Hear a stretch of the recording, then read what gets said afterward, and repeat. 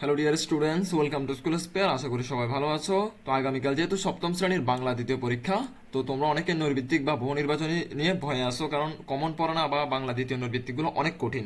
So তোমাদের কথা চিন্তা করে এই ভিডিওটা আমি 60টি নৈর্ভিত্তিক নিয়ে আসছি, এবং এই 60টি নৈর্ভিত্তিক অনেক ইম্পর্টেন্ট এবং বেছে বেছে নেওয়া। সো এই 60টি নৈর্ভিত্তিক যদি তোমরা ভালোভাবে শেষ করতে পারো এই ভিডিওর সাথে, তোমরা এখান থেকে অনেকগুলো কমন পাবে, এটা শিওর। সো ভালোভাবে ধৈর্য সহকারে পুরো ভিডিওটি দেখবা, কারণ আমি ভিডিওর মাঝখানে মাঝখানে অনেক ইম্পর্টেন্ট কথা বলি। যদি টেনে টেনে দেখো তাহলে কথাগুলো মিস করে ফেলবা, এবং আমি আশা করবো 60টি নৈর্ভিত্তিক তুমি এখনই পড়ে ফেলবা। এখন 20 মিনিট সময় দিয়ে এখানে এগুলো পড়ে ফেলো, নাহলে পরবর্তীতে কিন্তু পড়া আর হবে না। সো আমি তোমাদের জন্য অনেক কষ্ট করে ভিডিওগুলো বানাই। তো যারা এখনো পর্যন্ত চ্যানেলটি সাবস্ক্রাইব করো না, অবশ্যই তোমরা স্কুল স্পেয়ার ইউটিউব চ্যানেলটি সাবস্ক্রাইব করে দিবা, এবং পাশে থাকা বেল আইকনটি প্রেস করে দিবা, এবং বন্ধুদের সাথে ভিডিওটি অবশ্যই শেয়ার করে দিবা, যেন পরবর্তী যে কোনো ভিডিও তোমরা সবার আগে পেয়ে যাও, কারণ সব পরীক্ষার সাজেশন আমি দিব। ঠিক আছে, তো দেরি না করে চলো শুরু করি আজকের ভিডিও।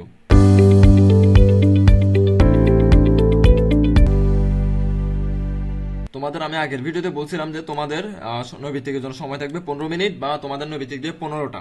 ঠিক আছে, তো 15টা নৈর্ভিত্তিক তোমরা দাগিয়ে ফেলবে, এবং সেই সাথে থাকবে 35-এর লিখিত নাম্বার। তো আগে 15টা নৈর্ভিত্তিক আমরা একটা একটা দেখে নিই। তো আমরা একটা একটা সলভ করব। 1 নম্বরে বলছে সমাসের সাহায্যে গঠিত শব্দ কোনটি? একের উত্তর হবে খ, মনু প্লাস অ, মানব। ঠিক আছে। 2 নম্বরে বলছে উচ্ছ্বাস শব্দের সঠিক সন্ধি বিচ্ছেদ কোনটি? উত্তর হবে ঘ, উচ্ যোগ শ্বাস। 3 নম্বর, বাক্যের পদগুলো সঠিক জায়গায় সন্ধিবিষ্ট করার নাম কি? সন্ধি নাকি সন্ধি হবে মেবি, নাকি সন্ধি, ঠিক আছে বোঝা যাচ্ছে না লেখাটা, সন্ধিবিষ্ট হবে মেবি। করার নাম কি? 3 নম্বরের উত্তর হবে খ, আসক্তি। 4 নম্বর, গায়ে তিনি বিজ্ঞতম। গায়ে তিনি বিজ্ঞতম বাক্যে বিশেষণের তারতম্য অনুসারে সঠিক হলো। 4 নম্বর উত্তর হবে গ, বহুর মধ্যে বোঝাতে, মানে অনেকের মধ্যে বোঝাতে। 5 নম্বর, বাক্যতত্ত্বের অপর নাম কি? 5 নম্বর হচ্ছে গ, পদক্রম।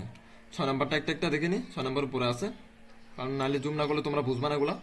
6 নম্বর বলছে পার্বত্য চট্টগ্রামের অঞ্চলে বন্যদ্বীপ আছে, বাক্যে দ্বীপ শব্দটি কি অর্থে ব্যবহৃত হয়েছে? 6 নম্বর উত্তর হবে ক, হাতি। 7 নম্বর বলছে যত্ন বিধান অনুসারে সমাস কি বলে সম্ভাষণ সূচক স্ত্রীবাচক শব্দে আকারের পর কোনটি বসে? আসলে এখানে লিখেগুলো বোঝা যাচ্ছে না, তো একটা সমস্যা। 7 নম্বরের উত্তর হচ্ছে খ, কোনটা হবে? দশ। তারপর হচ্ছে বাংলা একাডেমির প্রমিত বাংলা বানানের নিয়ম প্রকাশিত হয় কত সালে? আর এর উত্তর হবে খ, এটা ইম্পর্টেন্ট, এটা আসবে 1992 সালে। তুমি ওখানে যেও না, গেলেই গন্ডগোল হবে, বাক্যে কোন বিরাম চিহ্ন বসবে? এটা কত নাম্বার? 9 নম্বর। 9 নম্বর উত্তর হবে কত? ক, কমা। 10 নম্বর, কোলনের বিরতিকাল কতক্ষণ? কোলনের বিরতিকাল হবে গ, 1 সেকেন্ড কাল পরিমাণ। 11 নম্বরটা দেখে নি। 11 নম্বর বলছে নাম প্রকৃতির উদাহরণ আছে কোনটিতে? উত্তর হবে ঘ, আত প্লাস অল, আতল। ঠিক আছে, সরি, হাত প্লাস অল, হাতল। এখানে আসলে লেখা না বোঝার কারণে অবস্থা। 12 নম্বর হচ্ছে যে ভবিষ্যৎ না ভেবেই কাজ করে তাকে এক কথায় কি বলে? 12 নম্বর উত্তর হবে তোমার খ, মানে হচ্ছে যে অবিমৃষ্যকারী হবে। কঠিন আছে ওয়ার্ডগুলা। 13 নম্বর হচ্ছে তারতম্য শব্দটির গঠন হয়েছে কিভাবে? 13 নম্বর উত্তর হবে গ, তরতম প্লাস জ। 14 নম্বর হচ্ছে গঠনগত দিক থেকে শব্দ কতটি শ্রেণীতে বিভক্ত? ঠিক আছে, গঠনগত দিক থেকে শব্দ কতটি শ্রেণীতে বিভক্ত? উত্তর হবে ক, 2টি। ইতিহাস থেকে সকলেরই শিক্ষা নেওয়া উচিত, বাক্যের ইতিহাস শব্দের ইতি কোন উপসর্গ? উত্তর হবে ক, বাংলা উপসর্গ। আর বাকি যে 15টা আছে সেগুলো দেখি। এখানে 1 নম্বর বলছে কোন উপসর্গগুলো বাংলা ও সংস্কৃত উভয় ক্ষেত্রে পাওয়া যায়? উত্তর হবে আশুবিনি। এবার খেয়াল করো, এগুলো কিন্তু আমি অলরেডি একটা ভিডিওতে পড়াইছিলাম, 1 থেকে শুরু করে 15টা সবগুলো পড়াইছি। এটা এর আগের ভিডিওটাতে আমি 10-15 মিনিট আগে যে ভিডিওটা ছাড়ছি ওটাতে পড়াইছি। ওখানে কিন্তু আমি সরি কি বলে এটা ভাব সম্প্রসারণ, রচনা, সারাংশ সারমর্ম সবগুলো দেখিয়ে দিয়েছি। যারা ভিডিওটা দেখো না অবশ্যই আগে দেখে নিবে ওইটা, কারণ রচনামূলক অংশ কি কি আসতে পারে ওটা নিয়ে আমি আলোচনা করছি ওখানে। তো ভিডিওটার লিঙ্ক আমি ডিসক্রিপশন অথবা এখানে আই বাটনে দিয়ে দিব, অথবা আমার চ্যানেলে ঢুকলে তোমরা পেয়ে যাবা। তো আমি এগুলো স্কিপ করতেছি, কারণ এগুলো পড়াবো না, আমি এগুলো অলরেডি পড়াই ফেলছি। আমি একটু নিচে চলে যাই, নিচে তো এখান থেকে পড়াবো আমি, কারণ এবার আবার এখান থেকে পড়াবো, কারণ এখানে 15টা আছে কিন্তু দেখো খেয়াল করো, এখানে 1 থেকে 5টা না আরো দিকে আছে, ওই দেখো। তো আমি সবগুলো পড়াইছি একটা ভিডিওতে, ওই ভিডিওতে, এই জন্য আমি এখানে সময় নষ্ট করতেছি না, ওখান থেকে দেখে নিবা। আর আমি এটাতে আবার অন্য 15টা পড়াচ্ছি, দেখে নি। 1 নম্বর বলছে মৌলিক শব্দ গঠনের প্রধান উপায় কোনটি? উত্তর হবে ক, বর্ণের সাথে বর্ণযোগ। 2 নম্বর বলছে কোনটি প্রত্যয় যোগে গঠিত শব্দ? 2 নম্বর উত্তর হচ্ছে গ, কর্তব্য। 3 নাম্বার কোন দুটি বাংলা উপসর্গ, কোন দুটি হচ্ছে বাংলা উপসর্গ? 3 হচ্ছে খ, স স এবং উন, ঠিক আছে। এবার 4 নাম্বার হচ্ছে যে কি বলছে, শব্দের মূলকে কি বলে? হচ্ছে প্রকৃতি বলে। 5 নাম্বার বলছে ভাষার মূল উপকরণ কি? ভাষার মূল উপকরণ তোমরা যেটা জানার কথা, ভাষার মূল উপকরণ হচ্ছে শব্দ। শব্দ দিয়ে কিন্তু একটা সেন্টেন্স বা ভাষা তৈরি হয়। 6 নাম্বারটা দেখে নিই, পরে আছে একটু এখানে। ছুটিতে থাকা তারা ছুটিতে ঢাকা তারা পুজোয় যাবেন, বাক্যটিতে কিসের অভাব রয়েছে? তো 6 নাম্বার উত্তর হবে ঘ, আসক্তির অভাব রয়েছে। যৌগিক বাক্যের অন্তর্গত বাক্যগুলো পরস্পর কি হয়? 7 উত্তর হবে খ, নিরপেক্ষক। 8 নাম্বার কোনটি বিরাম চিহ্নের কাজ নয়? আর উত্তর হবে ঘ, ভাষাকে সংক্ষিপ্ত করা বিরাম চিহ্নের কোনোভাবে বিরাম চিহ্নের কাজ নয়। কলকাতা বিশ্ববিদ্যালয় প্রস্তাবিত বাংলা বানানের নিয়ম প্রথম সংস্করণ প্রকাশিত হয় কত সালে? 9 নাম্বার উত্তর হবে কত? ক, মানে হচ্ছে 1936 সালে। এই সালটা মনে রাখবা, এটা ইম্পর্টেন্ট আসতে পারে। 10 নম্বর হচ্ছে নত্ব বিধান অনুযায়ী নিচের কোনটি সঠিক নয়? 10 উত্তর হবে দুর্নাম। এরপর উপরে দেখিনি আরো। 11 নম্বর কি হচ্ছে বুদ্ধিজীবীরা দেশের মাথা বাক্যে মাথা কি অর্থে ব্যবহৃত হয়েছে? এখানে মাথা বলতে তো আমাদের মাথার কথা বলা নাই, মানে বুদ্ধিজীবীদের মাথা এটা কি অর্থে ব্যবহৃত হয়েছে? 11 নম্বর উত্তর হবে ঘ, মানে শ্রেষ্ঠ অর্থে, মানে এরা অনেক শ্রেষ্ঠ, মানে বুদ্ধিজীবীরা দেশের শ্রেষ্ঠ, এটা বলতে চাচ্ছে। প্রশস্তি এর বিপরীত শব্দ কোনটি? 12 নম্বর উত্তর হবে খ, নিন্দা। 13 নম্বর বলছে নিচের কোনটি ভুল? 13 নম্বর উত্তর হবে গ, লক্ষ্য উদ্দেশ্য, এটা ভুল। নিচের কোনটি ভুল? ভারী খুব, স্বর্গ অধ্যায় স্বাক্ষর সে ভারী খুব। 13 নম্বর ঠিক আছে তো না? হ্যাঁ, 13 নম্বর গ হবে লক্ষ্য উদ্দেশ্য। 14 নম্বর যে গাছে ফল ধরে কিন্তু ফুল ধরে না, এক কথায় কি বলে? 14 উত্তর হবে ঘ, মানে বনস্পতি, ঠিক আছে। মানে যে গাছে ফল ধরে কিন্তু ফুল ধরে না, সেটা হচ্ছে বনস্পতি।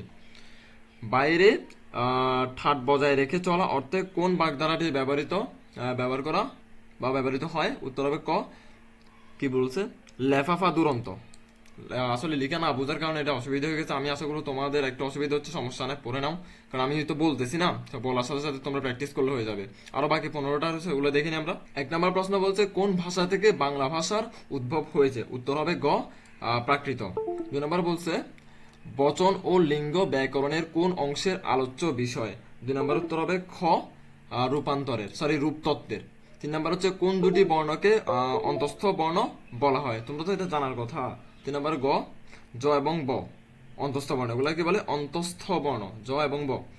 4 নম্বর কি বলছে এখানে বোঝা যাচ্ছে না, দুলোকের সন্ধি বিচ্ছেদ কোনটি?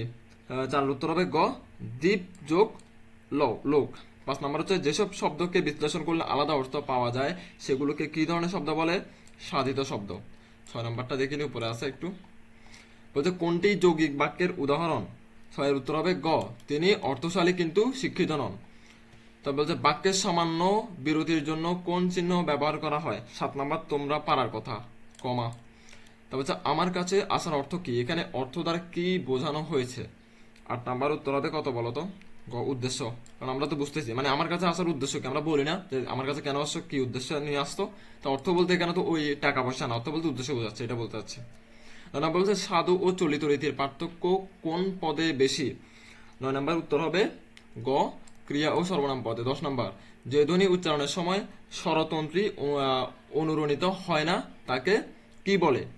10 নাম্বার উত্তর হবে খ, অঘোষ ধ্বনি। বাকিগুলো দেখে নিই, পাশে আছে। 11 নম্বর কি বলছে ধাতু ও বা ক্রিয়ামূলের সঙ্গে যে বিভক্তি যুক্ত হয় তাকে কি বলে? তো 11 নম্বর উত্তর হচ্ছে খ, ক্রিয়া বিভক্তি। 12 নম্বর হচ্ছে উপসর্গের কি নেই? উত্তর হবে খ, অর্থবাচকতা। 13 নম্বর বলছে যদি সত্য বলো তাহলে মুক্তি পাবে, এই উদাহরণটি কোন শ্রেণীর বাক্যের? 13 নম্বর উত্তর হবে ঘ, মিশ্র বাক্যের। 14 নম্বর নিচের কোন বানানটি শুদ্ধ? কোনটি হবে এখানে শুদ্ধ? কোনটি দেখি? আকর্ষণ শুদ্ধ, 14 ক। 15 নম্বর কি বলছে ব্যর্থ শব্দের সঠিক বিপরীত শব্দ কোনটি? তো ব্যর্থ তো এটা আমরা জানি, তোমরা বলবো, এটা তোমরা বলে আমার ভিডিওটা পজ করে বলো আগে, তারপর আমি বলতেছি উত্তর। কোনটা হবে এটা? উত্তর হবে সফল। আর আছে কিনা দেখি, আমি আশা করবো শেষ হয়ে গেছে। আমরা টোটাল 60টা পড়ে ফেলছি। আমি কিন্তু এখানে টোটাল পড়াইছি 45টা, আর বাকি 15টা কিন্তু আমি পড়াই নাই। কোথায় পড়াই নাই? তো এগুলো আমি পড়াই নাই, এগুলো কারণ আমার আরেকটা ভিডিওতে আছে, এই জন্য আমি পড়াই নাই। তো আমি তোমাদের সময় নষ্ট করতে চাচ্ছি না, এগুলো পড়াই। তোমরা ভিডিওটা দেখে নিবে, আমি এখানে লিঙ্ক দিয়ে দিব, আমি ডেসক্রিপশনে ক্লিক করলে বা কমেন্টেই দিয়ে দিব আমি, ঠিক আছে? ক্লিক করে ভিডিওটা দেখে নিবা, কারণ ওখানে আরো বিভিন্ন বিষয় নিয়ে আলোচনা করছে, পরীক্ষা কিভাবে দিবা না দিবা, কিভাবে লিখবে, ঠিক আছে? সো আমি আশা করি তোমাদের ভিডিওটা ভালো লাগছে। অবশ্যই অবশ্যই তোমার যত বন্ধু আছে সব বন্ধুদের সাথে শেয়ার করে দিবে এবং আমার চ্যানেলটি সাবস্ক্রাইব করবা এরকম গুরুত্বপূর্ণ ভিডিও পেতে। ইংলিশ, অঙ্ক সবগুলা এইভাবে সাজেশন আমি নিয়ে আসবো উত্তর সহ। সো ধন্যবাদ সবাইকে।